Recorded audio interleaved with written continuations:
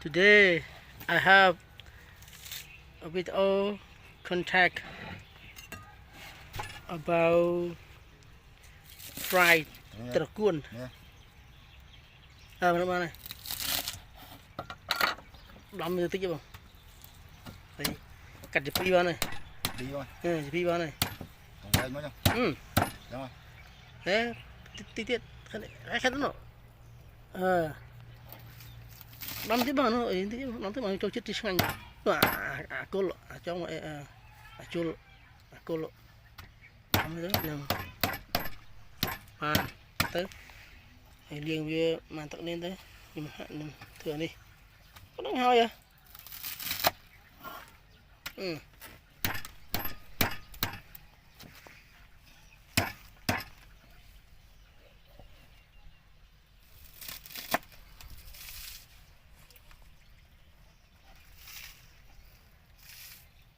Ăn xanh.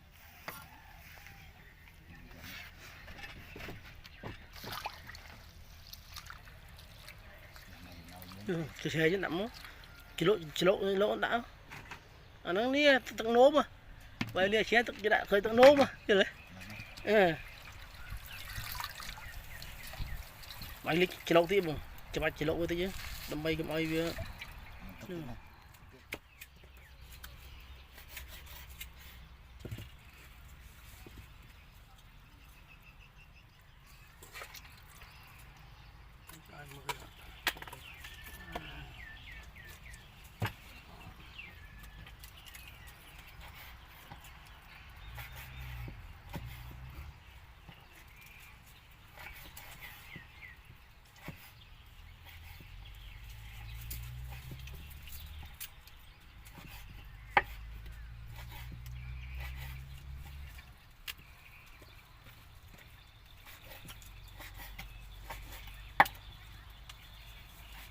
Tài phá thí ơi. Bác. Hình dây quá Linh mau về rồi. Quay rồi. Hả? Gì trâu mà mình ngọc lại sáu trâu mình phải. Nó là Linh mau trong với cá lo rồi. Mình cứ mót nhưng mình liếp. Đó đã miếng rồi nhé. What is this? Oil. Pig.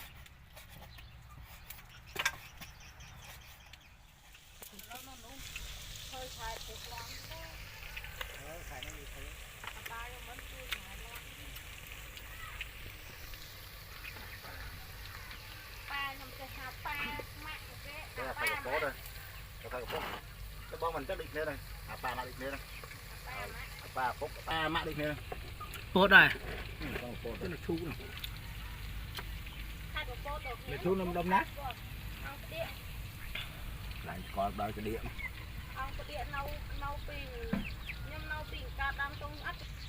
Đang tốt này mà lạnh. Mà lấy chất nôm láng mình. Tê mấy. Mùi đằng tung chắc, mùi đằng tung may á. À, đòn tôn chắc cho nên tàu flow lại cái pizza đó là lại flow 7 đó chứ. Đằng tung chắc, cho lục nông kia đó. Ngay nè, đằng tung kia các bạn. Đằng tung ngủ về nhá. Ngọt còn đôi anh. Và đòn tung mấy. Quay ra còn đằng tung may. Anh tao tao lại anh đấy. Tao tiêu hụt ấy đó là anh đừng mẹ này nó. Một bò anh mong. Ăn miếng này. Miếng đây. Ngon mấy anh lôi ngay ấy, mà là cái chua tuột lứng là dừng mà rô. Họ ép chai, họ ấy không? Hai ba mà nhóm phật cha chai họ ấy mẹ thôi phải đó. Thôi phải ban chứ nó ban sẵn đủ. Bảo vào anh ấy, lục con lục trao nè. Lục đàn thì cái đau thì Này nó thu đâu vui. mình sung trắng thôi. Cái kri. Mẹ ơi, ở đây Mình anh tích chia ra bong cô nữa. Thò mình chiết à. Thầm chiết bạch sọc sài. Này tao food. Cái này chân trắng. mặt Sắp kia là lo này.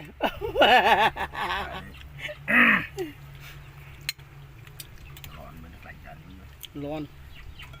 Bỏ tờ lon mình xanh trên lên thế này. Chưa bao này. lên Cái cuốn này tập về tờ lon với tới nhưng hạ đó. Bật nó ăn phút đây. Bà tập với tập lại chắc chắn rồi.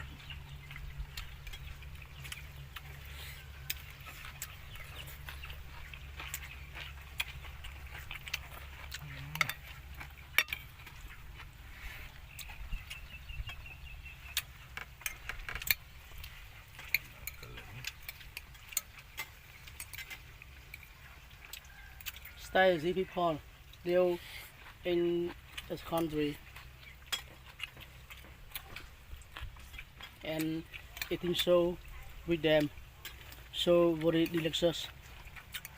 You can watch, you can look his mouth, yes, open mouth with the rice, with the soup. My food. So delicious, my food, really delicious. Okay, open, love. Delicious, rồi.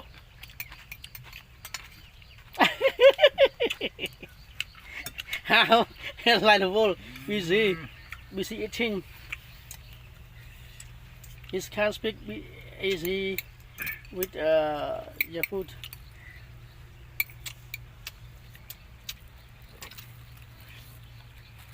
As if before like this, like the food, when the cooking already.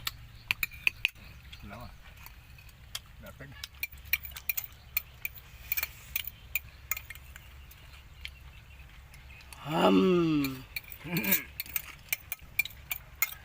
So happy with them. He's my friend. Okay, good. So delicious. This rye for them.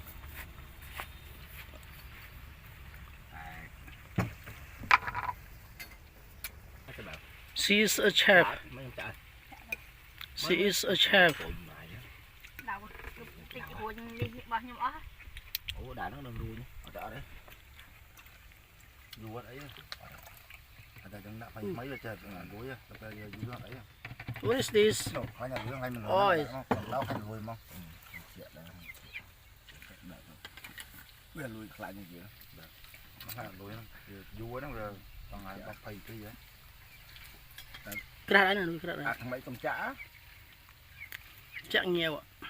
Chả ruồi nha đi. Ruồi đó này. Lục bây giờ là heo lục ơi. Tròn mình ạ. A chef, lady chef. Bữa nay mà cái đau quá đâu. Sẽ khăn chú. Ăn cốc nà này đi à. Thôi hai gì nữa. Empty. Empty food. Dừng hôm nó không. Lại tốt rồi. Khanh. Ôi, từ khánh bị khánh cho nên gọi từ loan cho nên chứ á. Còn đây ở đây đặt nó bị xuống lệ. Khanh ở đây nhưng khanh bố ăn nhưng khanh sẽ đau. Chỉ xuống lệ nữa đặt ta lão rồi. Nếu bà chuột là Ai nhưng. Ở bán đạp hơi á. Thôi phải.